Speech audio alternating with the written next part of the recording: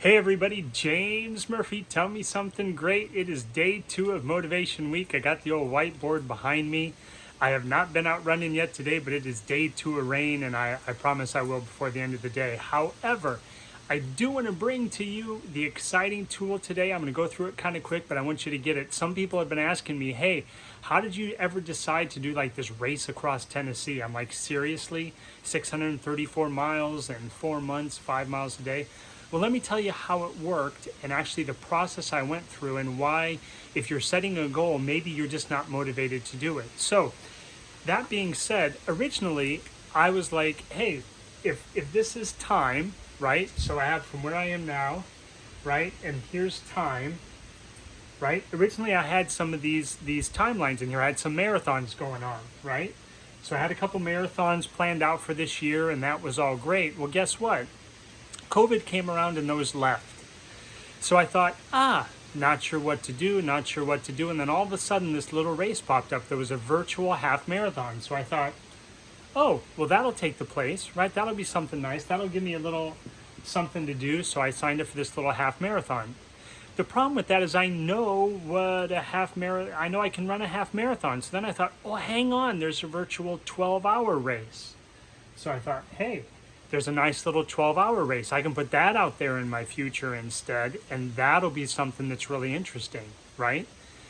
But then I still wasn't motivated to run, and I couldn't figure out why. So then I found, hey, there's this 350-mile mountain to sea trail.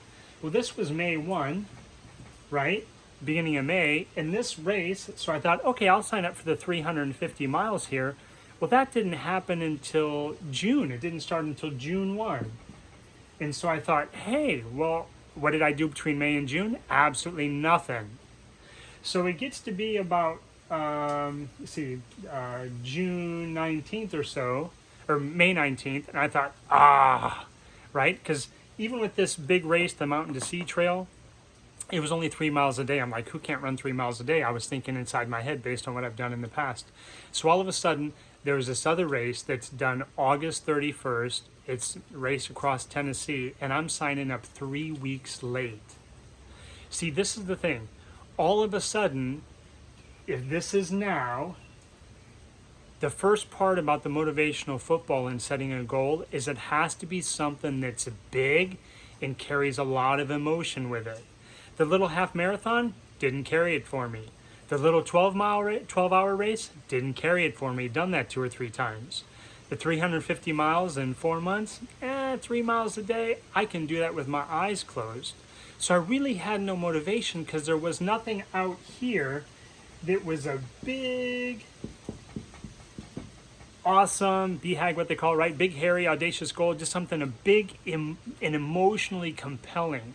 And that's the first part about a goal is it has to be big. It has to be emotional. So I thought, well, here's this race across Tennessee. Let me do that. Now, the reason that this is important is because when we take a look at the goals here, the football is coming alive here, right? Everybody wants this. When they set this big goal, they want this straight line so they know exactly how they're going to get there, right? That's their training plan. That's whatever it is. Everybody wants certainty, but that's not the way reaching the goal is, right? So what I had to do is I had chunked it down. Now I had all these little goals and then this big goal over here at the end. And so the reason that's important is because when I'm stuck, right? When I'm getting out of bed in the morning and I don't feel like it, you have to be able to switch and change your focus from here. Motivation is all about focus. It's about shifting from here all the way over to that big goal out there. See, I was motivated to do the marathons because I was going to Martha's Vineyard. I was doing these other things, right? But that was gone. So all of a sudden, this big goal of Tennessee, starting 19 days late, totally motivated, 5 hours a day, or 5 miles a day I had to train for, that gave me some impetus to get up, right? That gave me some big, huge motivation so I could say I ran across a state, an entire state. That's pretty cool, right? So that gave me some energy and some juice, and it gave me a timeline with a specific ending date that I had to complete. Now, the reason that that's important is because when we want to be able to tap into that big energy of emotion so we can bring it back to today, right? We have to be able to capture that energy and bring that energy back to today. Get my line right there.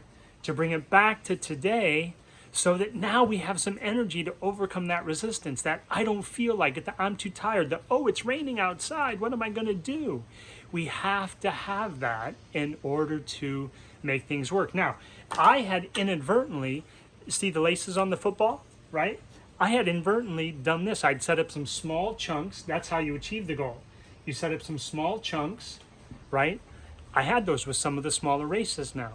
I also had some smaller rewards also, because I got a nice little medal from the little bling, right? Never underestimate running and bling, right? So I had a nice little bling from the 12-hour race.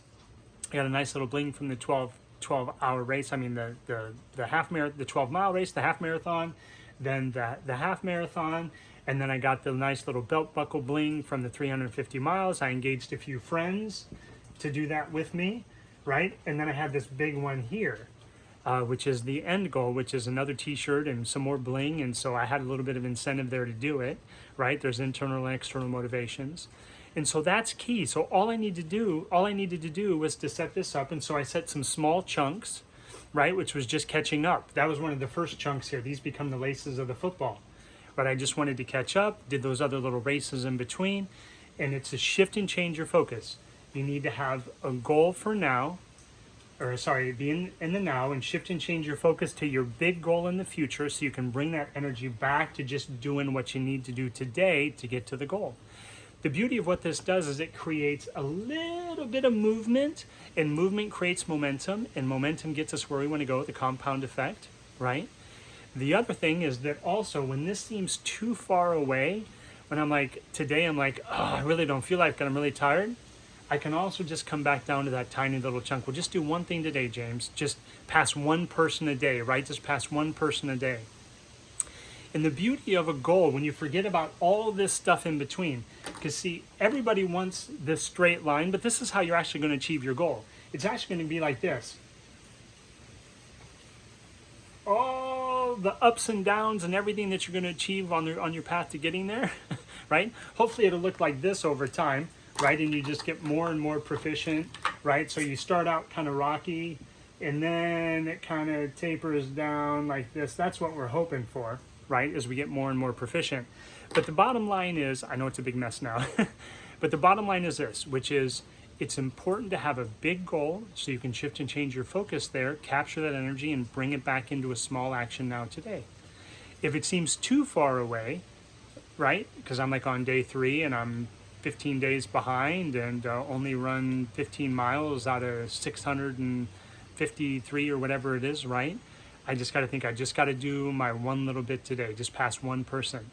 And what you'll find is you'll find new things that motivate you as you continue to go. I found some daily motivations I never thought I would get, which are just passing one person. Every day I just stay out and run just a little bit longer than the 5.1, because as long as I pass one person a day, it works. There's over 20,000 people doing the race. I'm down to like 11. My position is down to like 11,000. My goal at the end is just to be under 10,000. So you'll naturally find these smaller chunks and ways to motivate yourself as you move along, as you build energy, as you go. And the beauty of this as well is you'll also find that you can think even bigger and do even more than you ever thought you could. Because out of this, the race across Tennessee, all of a sudden I thought, oh my gosh, what if I did a 3 years from now and I ran all the way across the United States? Because that's what all these ultramarathon runners do. It's 3,556 miles. If I go from my sister's house in Seattle to my brother-in-law's house in Seattle, all the way down across the United States to Iowa, to my mom and my dad's house, and then go all the way down to St. Louis where my other sister lives, then all the way out here to Raleigh, North Carolina, and then I'm leaving it open. I can either just go to Wilmington and the beach. I've run coast to coast in 3 years, or my sister actually decided to move from Seattle to Virginia, so I'm going to run up through Virginia, hit her house, and then actually hit this day race where I want to do 306 miles in 6 days, 3 years from now, the year after the year my daughter finishes her freshman year. So if you set a big goal, it'll do a lot of things for you. It'll help bring you back into today. It'll help you expand into possibilities. And if you're not, if you don't have clarity and focus on what that is, and if you're not motivated, it might just be that your goal's way too big, or it could be not big enough, in which case the motivational football works. So keep running your race. Email me. I'll send you a handout since you stuck to the end of this for 10, 11 minutes. I'll send you a handout on the motivational football and how to set a good goal based on this. But it's all about shifting and changing your focus back and forth, and you let go of all this stuff in here because none of that's relevant. The long-term goal brings clarity and focus. You bring that back to today and just do something today. So keep running your race. I got to get out in this rain and this mucky muck and run like I did yesterday.